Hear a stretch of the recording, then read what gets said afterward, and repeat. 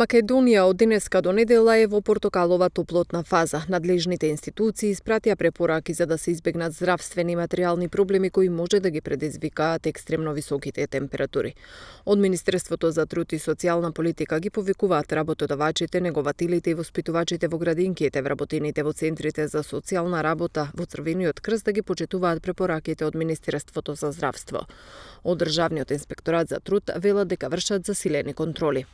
Апелирам до работодавачите да се почитуваат овие препораки, затоа што казната е ригорозна, односно изрекување на решение, инспекцијска мерка за забрана на работа, а исто така доколку работодавачот не ја почитува изречената инспекцијска мерка за забрана, висината на казната изнесува од 500 до 4000 евра во зависност од големината на правниот субјект.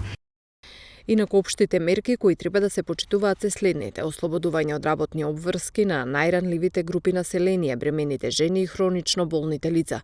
Во установите за згрижување на деца да не се практикува физичка активност и да не ги изнесуваат децата на отворено во периодот од 11 до 17 часот.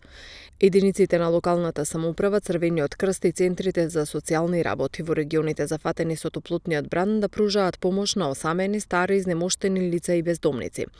Со оглед на фактот дека одредени ризични производни и технолошки процеси може да представуваат дополнителен ризик по здравјето на изложените работници, се потсетуваат работодавците на обврската за почитување на законските прописи во оваа област.